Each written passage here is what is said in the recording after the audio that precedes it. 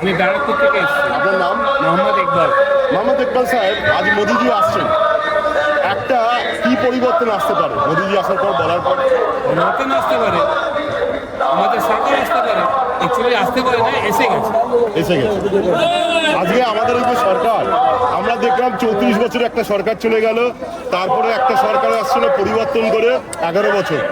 আপনার কি মনে হয় এবার দরকার আর একটা পরিবর্তন? পরিবর্তন তো দরকার আছেই, আর না হলে আমার বক্তব্য যে বাঙালি লোককে ঘড়ি করার দরকার ছিল না। কেন 34 বছর একটা ঘড়ি বন্ধ ছিল, আবার এখন মমতা এসে হাওয়াই চটি করে বলছে মেসির সাথে ফুটবল খেলতে। তো মানুষ হাওয়াই চটি করে একটা ইন্টারন্যাশনাল প্লেয়ারের সাথে মেসির সাথে কি করে ম্যাচ খেলতে পারে, তাই না? উনি বলছে না হাওয়াই চটি করে ফুটবল খেলো।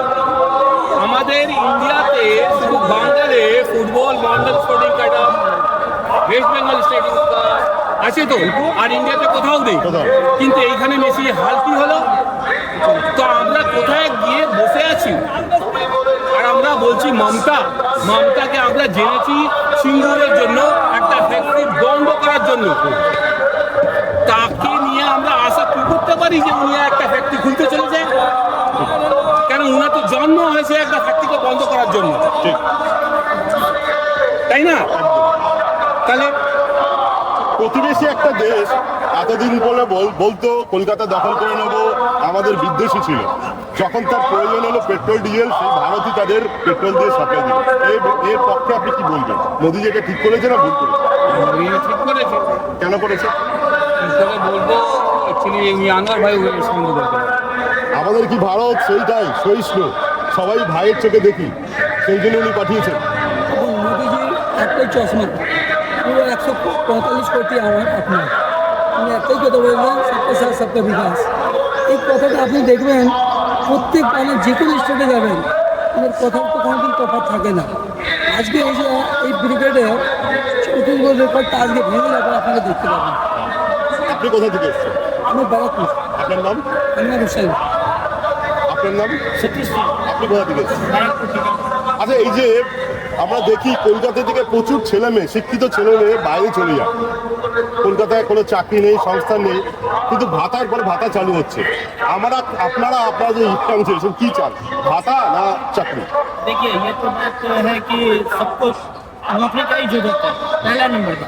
और रहा ये भाता, तो ये भाता वाता कुछ है नहीं। ये जो अब इस बार का जो चुनाव होगा ना, पब्लिक समझ गया है वो क्या भाता का परिणाम उनको उल्टा पैसा नहीं खाना, हम लोग आराम को पैसा नहीं खाना। नौकरी करेंगे हम लोग, नौकरी करेंगे ना, हम लोग का मेहनत का पैसा होगा। ये 1500 रुपया आराम का पैसा कब तक मिलेगा? जब तक उनका राजनीति रहेगा। और वो राजनीति जब तक रहेगा तब तक हम लोग जिएंगे। और जब नौकरी रहेगा तो लाइफ टाइम रहेगा। हम लोग को नौकरी चाहिए, हम लोग को खाता नहीं चाहिए। आराम करके क्या करेंगे हम लोग? 1500 रुपये तो रिचार्ज में चला जाता है हम लोग को महीना में। बेकार बता दे रहा हूँ मैं। हाँ, आप लोगों को बेकार बता दे रहा हूँ। हम लोग को नहीं चाहिए, हम लोग को नहीं चाहिए। और जो रोहिंग्या यहाँ पे थे उन लोगों ने निकाल दिए, जो बचे हैं उसको भी हम लोग निकाल देंगे। और जो दलाल है कुछ रखेंगे हम लोग भी 10-20 रुपये देके, ताकि दीदी को सबक सिखाएगा भी कुछ दिन। আমি একটা কথা বলবো, আপনি যে এখন বললেন না যে বাঙালির ছেলেগুলো সব বাইরে চলে যাচ্ছে, যারা বাইরে কাজ করছে তাদেরকে একটা বাইকটা নিন, ওরা কি করে মুখটা দেখাতে পারছে? আমরা কি হিন্দুস্তানে থাকছি? আমার অনেক বন্ধু বান্ধব বাঙালি হয়েছে, ওরা বলছে এবার যদি দিদি সরকার বানিয়েছে বাঙালি, আমরাও চলে যাব। বাঙাল কোথায় চলে যাচ্ছে? আমরা বলছি যে আমরা দিল্লি, আমাদের গুজরাট, আমাদের পাঞ্জাব, আমাদের হরিয়ানা, যতগুলি স্টেট আছে, আমরা কি ওদের সাথে তাল মিলিয়ে চলছি না? ওই জন্য বলবো এই বক্তব্য এই মিডিয়া থেকে, এই চ্যানেল থেকে যারা শুনছেন তাদের বলবো, এবার যদি সরকার যদি না পাল্টে যায় না, আপনার ছেলে ফেলে সব বাঙাল ছেড়ে চলে যাবে। তখন বুড়ো বয়সে আপনারা কি করবেন সেটা চিন্তা করুন। এতদিন তো চিন্তা করেননি, এবার চিন্তা করুন, নাহলে বুড়ো বয়সে একা মরতে হবে। আপনার ছেলে ফেলে সব বাঙাল ছেড়ে চলে গেলে ওরা আসবে না। এটা লিখে রাখুন আমি যেটা বলছি। ধন্যবাদ।